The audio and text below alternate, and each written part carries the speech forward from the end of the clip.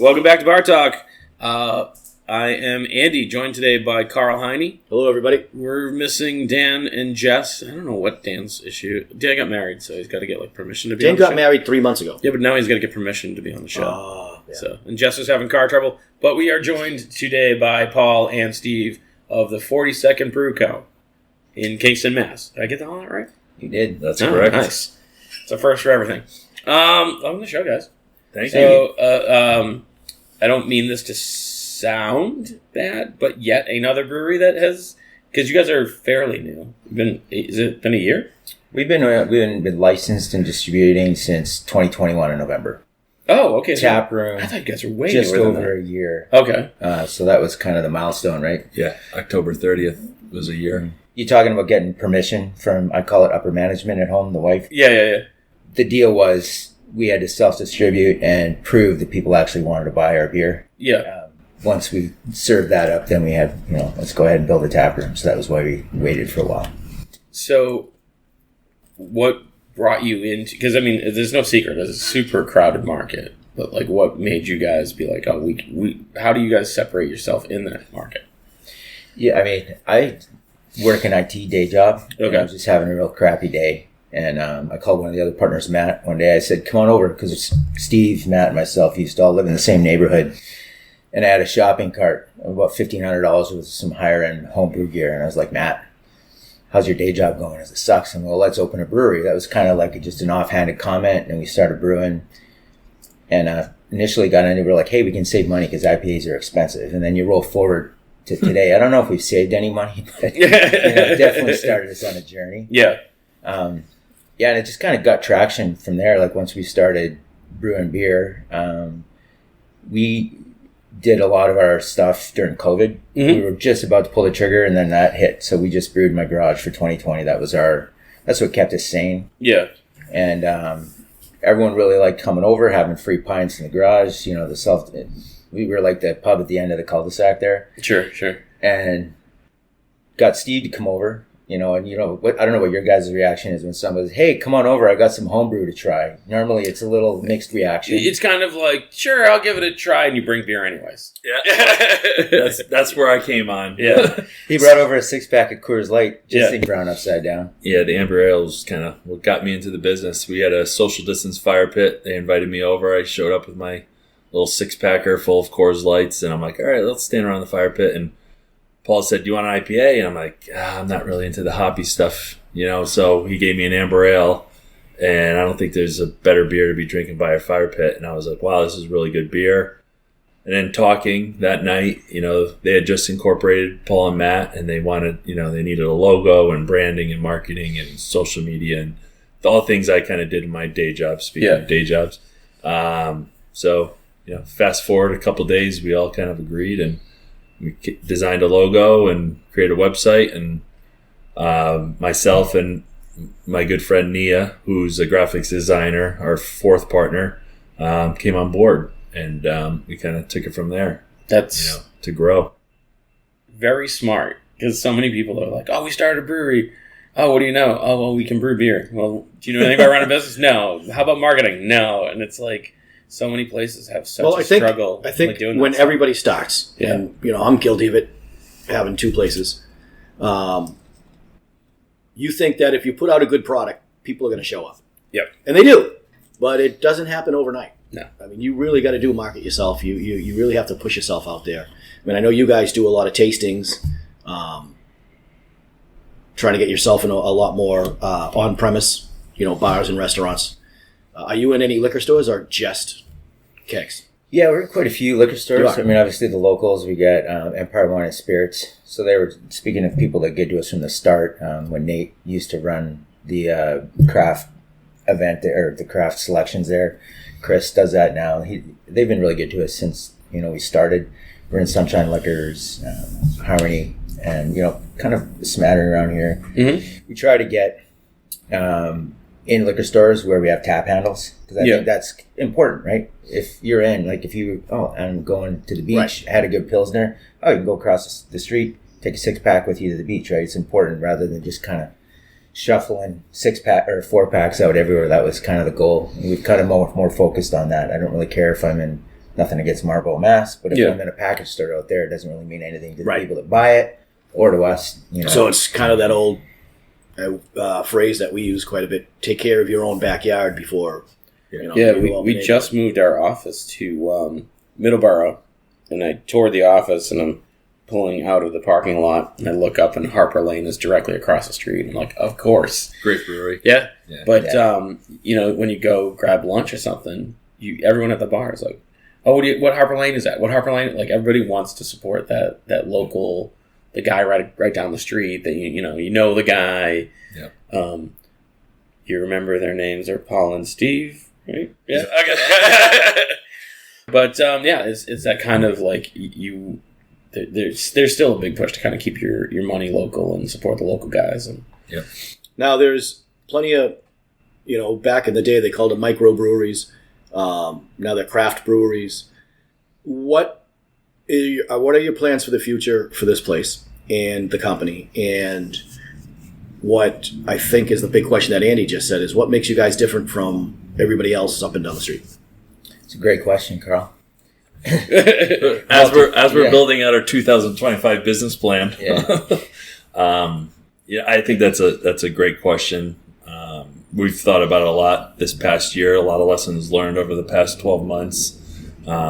Brewing to scale, making sure we don't run out of beer, making sure we have enough inventory, but also, obviously, financially, how do you cover all your costs and make sure that you continue to grow, improve your margins, those type of things. Those are all the things that we're discussing as of, January 1st, a lot of conversations. We definitely want to grow our brand locally, get into more restaurants in neighboring towns in the South Shore. I think that's a big focus of ours. But also scaling our production, making sure we brew what we need at the right time. This is the first year we have sales data. So looking back at the year, how many barrels we went through of each product and making sure we manage that throughout the course of 2025. so then this year you'll find that sales data is probably not super accurate. I feel like every time I'm like, all right, this is going to be the busy month. Yeah. And then there's a month that's like three months You before. can't predict it. Yeah. You can can kinda have start all the to- information in the world, and then all of a sudden you have dead October or a really, really busy October, and you you can't figure out why. You just don't know why. But last year, shooting in the dark, right? Yeah. You're producing enough product to make sure your taps don't run out in the tap room. And that's I see that a lot at newer breweries. Is you'll go in, they'll have like 7 different beers. I'll be like, I'll have this one. Oh, we just ran out of that one. Oh, that one. Oh, we just ran out. I'm like, well, what do you have? I mean, that was a key part of how we started out. Like, we got our start, we were leasing Kettle Space at Brew 44. They had a 5-barrel Colorado system. Mm-hmm. 2 3-barrel unit tanks. So we could usually do, a 3-barrel batch at a time. Sometimes we would squish as much as we can and split beers. But once we got a little bit of traction, we were trying to figure out how we brew at scale. So we started looking at contract brewing. I think you guys are all aware. There's a few of them have shut their doors recently because they're all really big 90, 60-barrel systems. And I thought that was the way to go when some of these breweries weren't selling enough beer, and they said, "Well, I'll contract brew for somebody else." I was like, "Well, that's genius." Yeah, keep makes everything a lot of going, sense. and I'm finding a lot of them going out of business. When I thought, "Oh my God, that's a great business plan for your empty tanks, so you can fill them." But that, talking about run out of beer, I hadn't really put too much thought of that until, like, Steve and I finished putting the hair and makeup on one day. And, like, I would have probably shot myself in the head if I had to try and brew 10 beers in, like, 2 months. Like, there would no way. But we had the ability to, spike and brew accordingly. So I think we did a pretty good job of not running out of any of our beers. That being said, having the data, we also look like, well, hey, it's okay if we run out of a couple once in a while. Yeah, I mean, there's nothing wrong with having something that you ran out of. It's just been like, oh, there's a big rush on the pilsner or whatever. Right. But I've literally been in places where they have 7 taps and 7 beers on the beer list, and there's 2. Yeah. And that's a production issue. I mean, if we run out of Pilsner, we might get some emotional feedback from Karl. Yeah, you're not kidding. Now, speaking of that, what are your flagship beers? What do you want to keep on all the time? What are you fooling around with? I mean, we have a couple flagships that have been on since day one. From an IPA standpoint, our 3 Sheets to the Wind, which is a traditional IPA, and then our Shipwrecked and Ship-Faced, our 2 New England style IPAs, and the story behind that one, like we're scaling. So in the beginning, we would brew that as one batch. We'd split it into 2 separate fermenters, 2 different yeasts, and yielded 2 different products. And that's why they're kind of sister ships with Shipwrecked and Shipfaced. Yeah. They've both done really well for us. So, those are 3 flagship IPAs we want to, obviously keep on tap. But if Shipfaced runs out this year for a week or 2, it's not going to kill us. We have Shipwrecked and other IPAs available. Our Deep Seductress IPA, our most recent one, we brewed with in collaboration with Siren. Excuse the train going by in the background. But I don't know if the mic will pick that up. But Siren, it's a local lure company here in Kingston, Massachusetts, and we did a nice collaboration naming our beer after one of their top-selling lures. And that Deep Seductress is a New Zealand IPA, all New Zealand hops. Paul can go into the details of where we source those hops from, but that beer has become a flagship of ours. And then from a light side of the spectrum, away from IPAs, which is nice to have because when we first opened doors, so many customers came in not looking for IPAs and wanted something across the spectrum. And we had an amber ale or driftwood, which is the one that I enjoyed over that social distance fire pit. Our Pilsner, our Down Hatch Pilsner, and then our Locals Light, our American Lager. Those are 3 other beers. And this recently, we got a Nitro tap, so now we've been rotating in some porters and stouts, we have 1 or 2 new flagships there. So we have a nice variety of beer, and we try to keep, all 8 to 10 taps flowing. So I think we might scale back what's available always at a distribution level. Yeah. We learned that some good lessons this year, but if I'm out of Shipfaced, one of our or 2 of our flagships, I'm always going to have 3 barrels like, hey, this is their new limited release double IPA or Dunkel Dark or something. Now we've kind of hit cruising altitude, so it's going to be nice. We can just dig into like what would be cool to brew for us or people we think people in Kingston would like, Yeah. Yeah, and it seems like, because I used to work at the craft beer cellar, and for a very long time it was, what's new? What's new? Like, there was no brand loyalty. There was no, well, that's my beer. They wanted just what's new. Is that starting to change where people, like, come in and you kind of like, oh, that guy is the ship-faced guy, this guy is... I mean, I think people, and I want to say we were clever enough to figure that out, but not having something rotate or new, people know they come in. It's kind of like when Norm comes up to the bar, like, hey, Dennis, want a Shipwrecked? Yeah, Yeah. And then, no, I'm going to mix it up. I'll have a Seductor, so I'm going to start with a porter. But they always come here. They got their anchor beer that they drink, whatever it is. And I think the dark horse for us was the Locals Light. We brewed that early on for Cage Titans. That's that every 2 months. Yeah, Cage Titans. Yeah.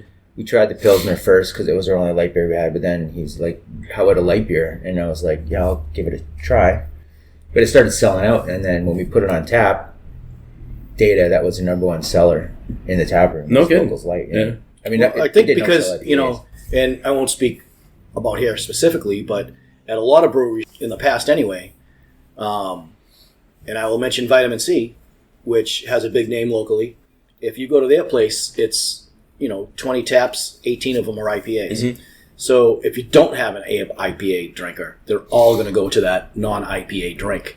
And I think there's more and more non-IPA drinkers out here that are looking for... People have had all the IPAs.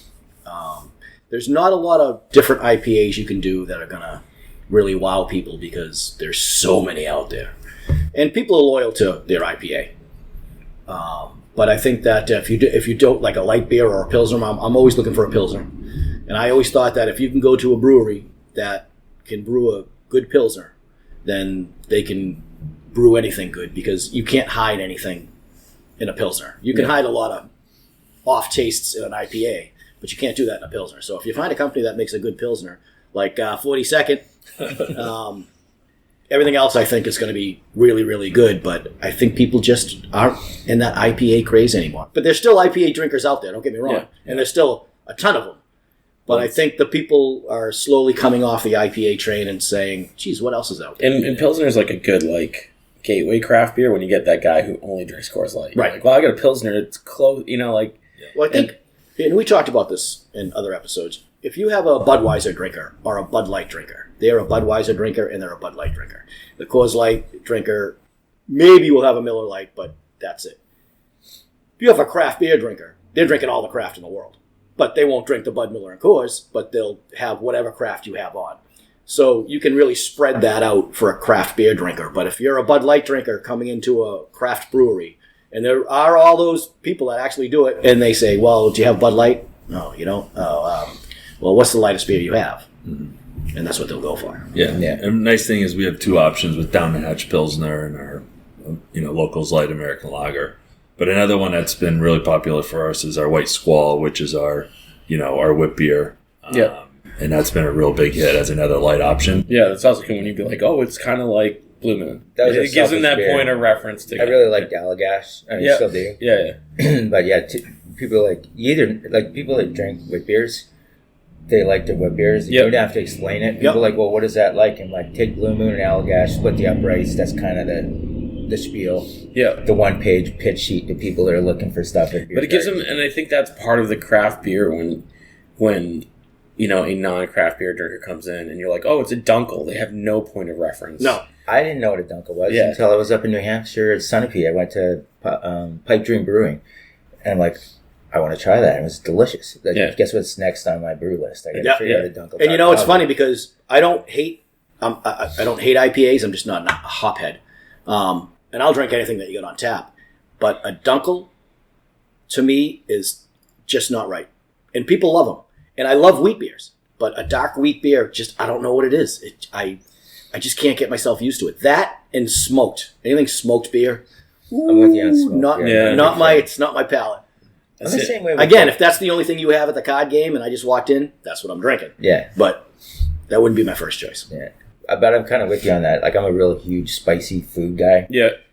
And I like vodka and I like Bloody Marys, but I don't need hot, infused, spicy vodka. I don't know why I don't like the combos, like smoked. I'm like, if it's smoked, I don't. No. And it's something like I had this the other day, and this is non-beer related. It's adjacent, though.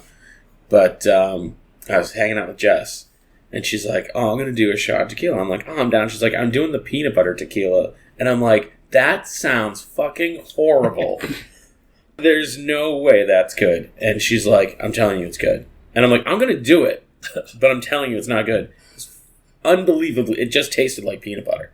I'm like, why is this even tequila? It was delicious. But it's that we like.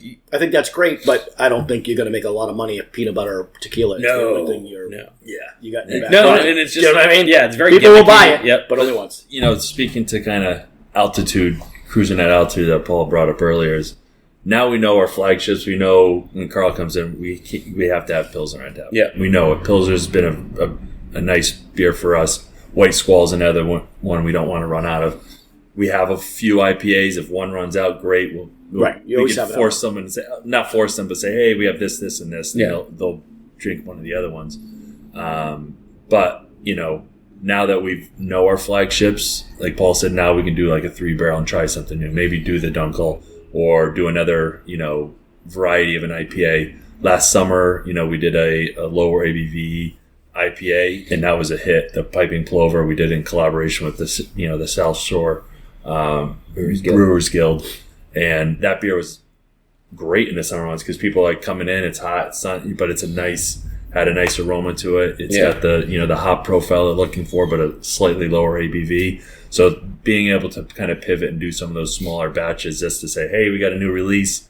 And our regulars will come in, and that's the first beer they'll order. They'll try the new beer that we have on tap. So, do you feel people? And this is me personally. Like now, I am very aware of like the ABV. So it's like I want like the 4%. Yeah, we don't have anything above 7. Yeah, but do you ever have people be like, "Oh, I can't have that's too strong"? Or yeah. Oh yeah. I'm with you. If I'm going out, I want to have a couple of beers. I don't want to have 2 beers. Also, like 90% of the time is we're traveling to a brewery for an event. Yeah, and I've been up in Amesbury, Beowulf, and been like, why do I feel hammered? Yeah. And I'm like, I'm drinking 12%. I can't do that up here, Yeah. And it's a good decision we've made with some of our flagships, keeping them below that 7%, because you could still have 2 IPAs and then move on to a locals light or just call it quits after that. But it gives you the ability to have 1, 2, or 3. But the small batch stuff, we do have people come in and they're looking for that 9.2 or that little higher ABV, but we can do a smaller batch of that where it's Right. only in our tap room. We have X amount of barrels, and we know we're gonna, Yeah, Yeah, my like brother-in-law is a big guy, and we'll go into a bar or a brewery that he's not familiar with, and he'll order a beer, and it'll come in a small glass, and he goes, "Uh-oh." Yeah. Because if it's coming in a small glass, I'm not sure. And so now he asks, does it come in a small glass? They're like, no. Oh, okay, I'll take it. That's a good litmus test. Yeah. Small glass beer. All right, that's off the table. Yep. I think one of the things that you mentioned about, I think we were joking around how data, leave it or take it, being from IT, and I think sales. I think it's great to have a year of taproom data and distribution data on available to look at, because I feel like it's going to really let us do a better job of brewing what we need, kind of brew it, sell it, instead of just making sure we don't run out of everything. Right. But not only that, you look at the numbers and you're like, you always want to beat your numbers. But now it's like, did I beat it? Am I going to beat it? What are we going to do to beat it? Oh my God, we're going to be close. What can we do? Or, oh Jesus, we're getting crushed. Like, maybe another trivia night, or maybe we should do this, or maybe we should do that. But it is kind of fun to look at the numbers, because you really do want to. It's almost like an internal fight. Okay, I want to make sure that I beat my numbers. And then, you do the month. Then you do it by the week. And you're like, okay, well, I'm going to go do it by the day. And the Monday on this one is when, we had a snowstorm. We had this. Okay, what are we going to do to build it up? So it is kind of like, I don't want to say a game, but it is kind of. Totally. Like, absolutely. Like every day I'm comparing the numbers to last year and just being like. We do it for this podcast. How many listeners do we have? Oh, this year we had 10. Yeah. Maybe we finally got Karl's mom to listen. Hopefully we get you up to 15. Listen, we don't care if you listen as long as you download. Yeah, exactly. Right? Mom, just keep downloading. Don't worry about listening. Well, I mean, and kind of touch back on growth plans. I think that really. We definitely want to have a second location, or maybe a third eventually, but it's got to make sense, not just for the sake of opening. We've kind of been going through that, and I don't want anything bigger than this, right? I think it's cool, cozy. It's you very can have 10 people in here. It's a very cool place. Describe your place here right now. I mean, to be honest, I set out, my original version was, 2,500 square feet, 5-barrel brew house, big ceilings, and then we got into this, and I think by accident we ended up opening up a local watering hole in Kingston that people come to hang out with. So it holds what? How many people? 20 to 30 comfortably. Yeah. 60. Fire marshal says, you always should say what the fire rotating table. Yeah, there you go. 25 turns, Karl. And so it's a small place. We definitely have a small microbrew feel. It's got that kind of dark, it's beautifully brick done. wood. It's got that burnt wood look. All done by you guys, right? Yep. I think there's a little bit more of a personal feel here. You feel like more like. Unless you're smoking busy, you're always going to have a good conversation with one of the bartenders. Well, that's why people come into a place like this. It's the kind of place where you walk in and you could tell me, hey, this place has been open a year. I'm like, oh, cool. Or you could be like, this place has been here 30 years. And you'd be like, oh, okay. You couldn't tell. Well, it's funny because we get a lot of customer feedback. And, our customers have come in over the last year. And we have our regulars. And all the regulars now are like friends. So we had a New Year's party. Every one of them showed up for New Year's, and they came because they knew they were going to see Dennis, Mike, Tom, all our regulars that come in on a weekly basis or a couple, days a month. And I think that you guys too have a nice staff, so they're very personable. Yeah. And I don't know all of them, but all the ones that I've seen are very personable. It's usually you guys behind the bar. I had an issue at one of my places where we had regulars used to come in 2-3 times a week, a couple of older guys, no kids, no nothing. So, they got money to spend. They just want to come in and socialize. And I had a bartender that was really, really good to them. They came in, everybody knew each other. It was, they came at the same time every week. Then they came in another time, and I had the same bartender. And for some reason, she just had a tough night. It was a tough night. I haven't seen those two people back on that person's shift. So I asked, hey, I haven't seen you on whatever it was, Sundays, whatever the day may be. I haven't seen you on Sundays. Oh, well, we're, we busy, but he still comes in twice a week, just doesn't come in that shift anymore. And I thought they were really, really friendly with the bartender. So finally I find out that something happened with the bartender where the regular just wasn't getting waited upon, or the regular social aspect, or maybe the bartender was in a pissy mood that day or whatever. But, you if you keep up a professional but friendly bar staff, that's why people are going to come in. And, it just takes that one time that somebody's, I'll say, bitchy, and then, they don't come to see Joe, or they don't come to see Cindy, or they don't come to see whoever it is because they feel that they've been disrespected because it's not your bar. It's the regulars. That's my bar. What are you talking about? This is my bar. So it's nice that we can get that people are thinking that, hey, that's my place. 42nd is, my bar. I don't care who owns it. That's my place. And it's kind of nice from an owner's point of view that people take that view. Yeah. It's funny, Paul and I, we do a lot of the coverage when a bartender has something come up with their family or whatever. And then I'll show up on a Friday or Saturday or Sunday and they're like, oh, where's Mike? Where's Sonny? Yeah. I'm like, oh, I guess I'm not good enough, right? Yeah, exactly. But people come in, even me and my wife, we'll go out to a place, call it Joe's Bar and Grill because we know Joe's going to be behind the bar. And when we go in and he's not, we're disappointed. Yeah. And you know what? Now I just met somebody else and we still had a great time. But people go because they know who's going to be there and they're comfortable there. And that's this kind of place. That's what I want to describe. We brought in some friends of ours that reached out. They're kind of empty nesters, and we're like, well, that's great. It alleviates Paul and I having to work every night of the week, which we kind of did in the very beginning. Sure. Yeah. And we started getting more into like, hey, you're always on Friday, you're always on Sunday, you're always on Saturday. Paul and I backfill, as needed, and try to be here just to kind of pop in and talk to the regulars because they've all become clse friends of ours over the past year. Fix the Bluetooth, or fix the nature. But it's also a catch-22 because now you feel like you have your day job, and then you're going to come here at night, and then you got to balance your family, and they're like, well, I'd rather be at the bar shooting the shit with the regulars, but I got to be home with the family, and where is that? And then it's always, okay, honey, I'll be home at 6.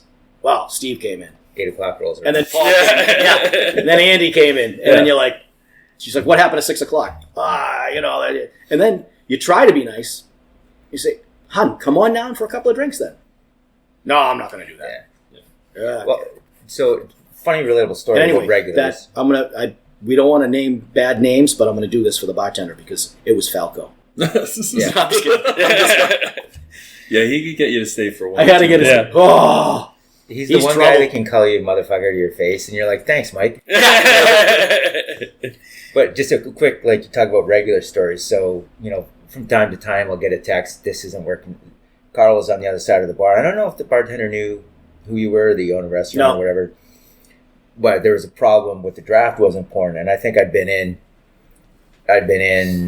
earlier, and I was cleaning the lines, and I just didn't turn on one of the lines to the kegerator, and it was like Armageddon. Karl walked by and he goes, I think I found the problem. Just turn the gas back on. I was sitting behind the bar and she was pouring a beer and it was just not flowing. And it was slowly. So I knew it was the pressure problem.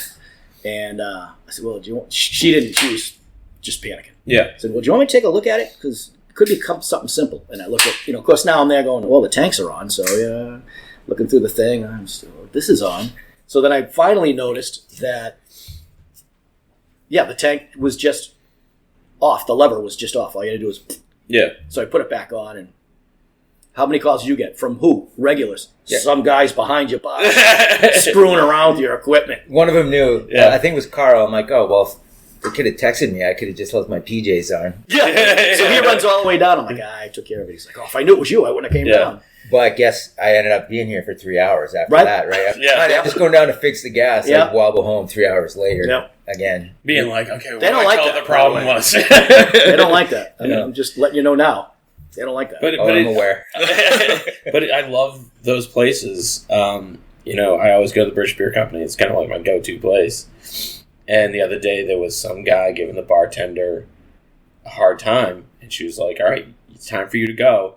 And he wasn't really going. And all she did was turn down the music and go, it's time for you to go. And every person there's like, who are we fucking up tonight? And all of a sudden it's like, all right, I'm out of here. Yeah. But they do. I mean, if I ever had a problem at my place where there's some guy that had too much to drink and we asked him to leave and he's causing a problem now.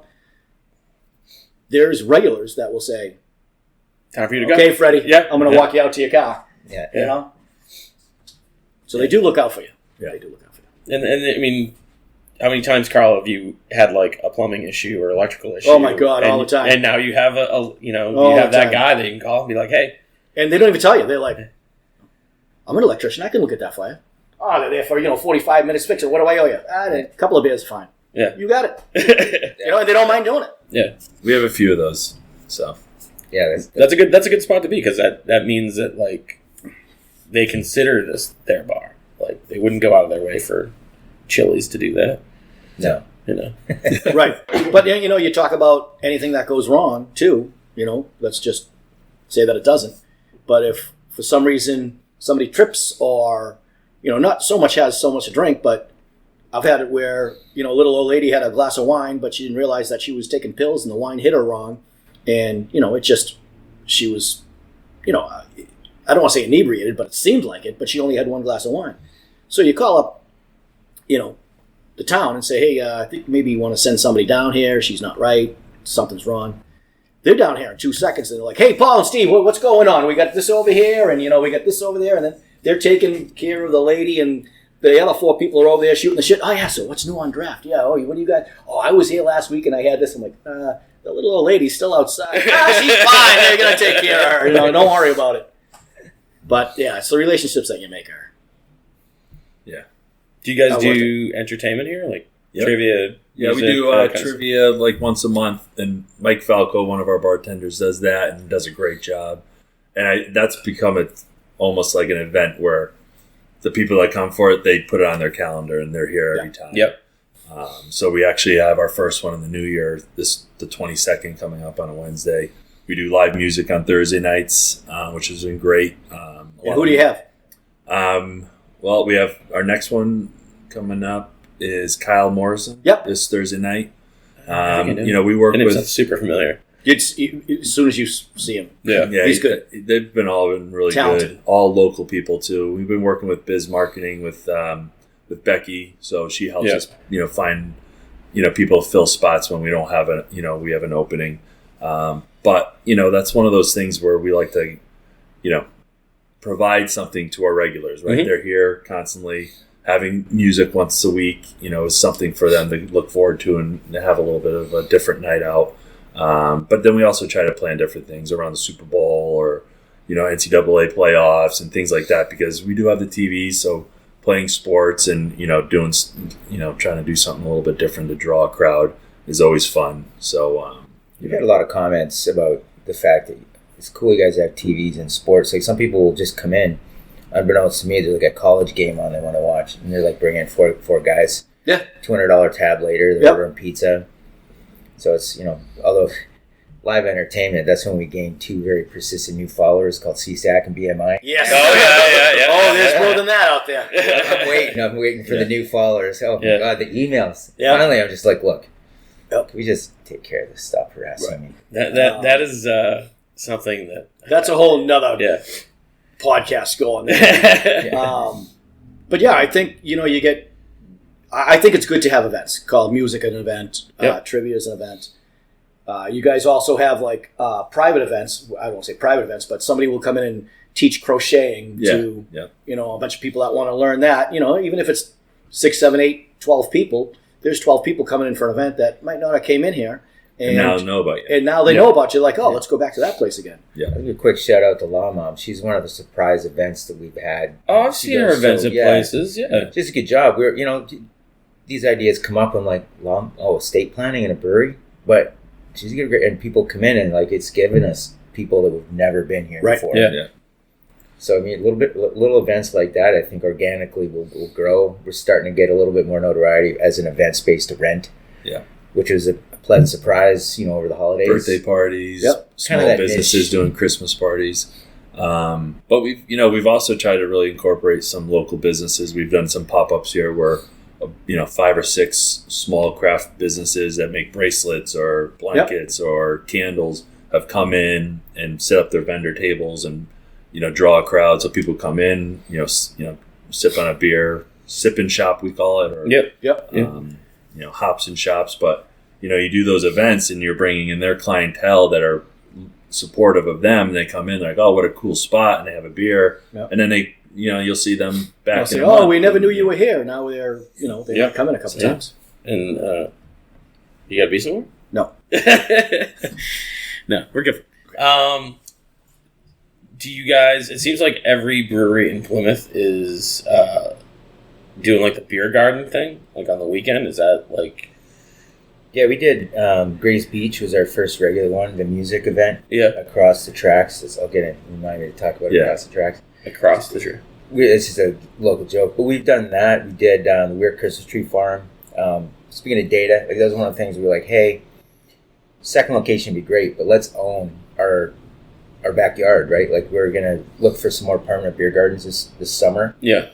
That are great. Kind of the amount of people we met at the Weird Christmas Tree Farm this winter. Yeah, that's a great. That's an amazing idea for one. Yeah. So we're looking at those options, but we talk about Grays Beach. Like we're in Kingston. We set up there and we're opening cans. People are like, "Oh, this is great. Where are you guys?" And like, we're in Kingston, across the track. So I think there's two different parts of Kingston that don't talk. You're over A3, yeah, or you're on this side, and like Steve goes, they go over there. They go to the Cumbies over there. They go to they don't even know you go to this Market Basket, and then if you're this side of the river railroad, you go Stop and Shop. You're going to Big Y. You're going to Cumbies over here. So some people don't cross the tracks of the river. We say, but.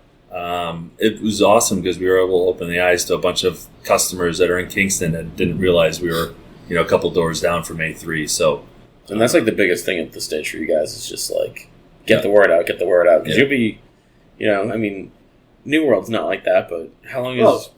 Tolson's. I'm sure people be like, how long have you been? People come in and say, oh. How long have you changed? Because last time I was in here, it was the BBC. Yeah. And I'll say, well, when was the last time you were here? They're like, oh, probably about 6 months ago. I said, we've been here for 2.5 years. Yeah. So it wasn't 6 months ago that you came here. Yeah. But yeah, it's just getting your name out and getting people out there. But you can get everybody in the world can know you're here. If you don't have quality product, nobody's gonna come. And another thing we found is like kind of supporting the local sports and things like that. The Silver Lake Youth Lacrosse Board, they have their monthly meeting here. They reserve the big back table, the soccer program, the baseball. So you get those youth sports involved, and they know they have a nice establishment to have their Thursday night meeting. They've been very supportive. So they've been, pretty much on the regular having their standing board meetings, and they'll just reserve the big back table. 8 to 12, 15 people show up, and they know they can order pizza from A3 and, relax, have pizza, and, discuss the upcoming sports season. So. Yeah, that's nice that you got a pizza place right next door. Yeah. And they deliver. They don't usually deliver anywhere else, but they deliver. Oh, they'll deliver here? So that's pretty cool. Speaking of good spots, John, owner of A3 and Solstice, right from the get-go when we were, looking at this space, actually, he was the catalyst for us finding this location because he had a storage unit next to, his restaurant, and he was going to sublease that to us so we can get a tap room open. Yeah. That didn't have grandfather parking. So fast forward, about a month or two investigating that location, the for rent sign goes up on this building, this part of the building. And John said, no harm, no foul. You should go after that. It has grandfather parking. So, here we are, we opened a tap room here, but right from the beginning, we wanted a food option. We knew food is always good when you're having a couple, beers. So, he was willing to partner with us, and they deliver right to our back door. So if you're sitting and Karl wants to get an angry pizza, their hot honey pepperoni pizza, you can order, and they'll deliver right through the back door, say Karl, and they'll bring it over to your table or the bar. So that's been a great, relationship with us from day one. And, I think, John has found out, he's like, okay, last year's data, speaking of data, how many pies he's got to make and things like that. And, Super Bowl and certain events that we do, we definitely go through a lot of pizzas in here, and, people know now that you can come here and, order food. So it's been a nice partnership with A3. That's so huge. Like every brewery I go to, they try to solve that food problem. And some of them it's just like, oh, well, this place in town delivers here. And like, well, yeah, they deliver everywhere. Yeah. And, people still bring in food and stuff, but like having that super nearby that you can smell their pizza kind of thing. That's huge. And I love that we're on the menu there, and he doesn't say, Kingston, Massachusetts. Everyone puts their craft beer list, and they put where they're from. He goes 3 doors down. So that's cool. Yeah, or 4 doors down, or whatever he puts on his cool. menu. So it's it's a nice tie. So yeah. I mean, speaking of growth, though, if anything ever happened to the two tenants who decided to leave, I think that would be the next step. Open up pizza, beer, the whole. Just get rid of those expand. Yeah, knock the wall down. Yeah. And maybe put in like a little coffee shop or something a little other use than just a brewery. Yeah. Because I think it's not like I've been in the brewery business forever, but I think you can't just have beer nowadays. You got to have an experience, and like food, whether or not it's on site, easy access. And we didn't talk about that earlier, but you guys don't only have beer. What else do you have? Seltzer. Yeah. So how many seltzer drinks do you have? Well, so we brew the base seltzer, right? It's just strictly no flavor, and then but it's alcoholic. It is, yeah, hard seltzer. And then we have, my wife found these beverage infusions. I use the term all natural. They're gluten free, so we can actually say that. But we have like 6 flavors at any given time. So and it's funny. Some people there's a joke. We usually put 2 pumps for a pint. Some people come and are like, I just need the prickly pear, but I only need 1 pump. Yeah. So that you can adjust the sweetness. Yeah. It's speaking of dark horses, though, we ran out of seltzer one night. We lost a table of 12 because everyone's guys were coming in. The guys are coming in, and they were like, my wife comes in. Yeah, when my wife comes in, she gets the prickly pear. Yeah. And if you don't have that, they're not going to sit there and listen to this all night. Right. And they're not going to say, I'll have the nitro milk stout. It's just not the same. That's one of the things that Karl's always said. He's like, when he opened New World, it was a craft beer bar, but he always had Budweiser. He's like, I don't want a group of 12 coming in and the one guy have something for everybody. Yeah. So, smart. Karl, I think that's last call. Last call. So this is the part of the episode where we go around, we plug whatever we want to plug. And I'm not going to put the guests on the spot, so Karl. All right, I will plug 42nd Brew Company here in Kingston, Massachusetts. That's so easy. I know, but I want to see what these guys got. It is on, what is this? Summer Street? Summer Street. 77 Summer Street. Is it still 3A? Yes. Yeah. Okay. Right by the railroad tracks. They have beer. They have seltzer. They have some funky friggin' potato chips. Good time. Good customers. Great staff. Come on down and support. All right. Yeah, I mean, you can only do one, right? What's up? We can only do one. I have 2, but... So if you make it fast, let's go. It's last call. Kevin Clancy, the Galway Grill shop in Duxbury, he's been super supportive. We've got a few things up our sleeves to keep supporting each other. But talk about supporting local businesses. That guy's been cornerstone. What is it? The Galway Grill? Galway Grill shop. It's like an Irish shop. It's an Irish shop. Oh, okay. He was the guy in Plymouth Center. Oh, okay. All right. Yeah. So check out the Galway Girl. It's an authentic Irish shop in Duxbury, Massachusetts. And another plug, his construction company. Karl, Kevin and I built the back porch and patio together on a Monday. So awesome guy, great business partner. And Board of Storia, Brett. That guy, talk about support from the beginning. He's been a great partner. And who was that? Brett from Orta Tutoria. Across. And he's got that... On the other side of the tracks? Yeah. And they started that Nor'easter Pizza food truck, which has been a great, talk about synergy. Whenever we go to a beer garden, we try and get them in tow. So they've been really good. Nor'easter Pizza. Oh, cool. But Orta was the first restaurant to put us on tap. So shout out to Brett. Nice. And then my call out would be the meats and cheeses, the spread by our bar manager, Sunny. So she does charcuterie boards locally and does a lot of different pop-ups, but she also supplies us with fresh charcuteries every weekend. So there's a nice little option to have a snack while you're sitting having a pint. So those are big. So I am going to do a little self-plug. I don't know when this is going up, but on the 19th, we are having our second annual Rhode Island Hot Sauce Festival at Narragansett Beer. And on March 22nd, we will have the South Shore Hot Sauce Festival at Barrel House Z. You can find all the information for that at inebriart.com and come check out a bunch of hot sauces. We have our own hot sauce. I have a bottle coming for Karl. And just picked up the t-shirts at G&G Silkscreen, so it's going to be a good time. And based on the data, we've been talking about data a lot, we're going to have somewhere between 2 to 3 times the audience attendance that we had last year. So it's growing with people come from out of state. It's very exciting. If you like hot sauce, check it out. And other than that, you can reach us at bartalkcast@gmail.com with all your questions, complaints, hate mail. You can find us on all the social medias at bartalkcast, and we'll see you guys next time. Thanks for having us, guys. Cheers. And thanks for checking out the show today, listeners. If you enjoyed the content today, you can go over to patreon.com/inebriart to support the show. You can join over there for just a few dollars a month and help us provide this fun content that you just checked out. You can also email us at inebriart.com with your questions, complaints, and concerns, or you can find us on all social medias at inebriart or at inebriart6 on Instagram. And also don't forget to check out our other shows, Bar Talk Podcast, Old Colony Cast, Inebriart, and all the other shows on the Inebriart Network, which you can find at inebriart.com. Thanks again for listening.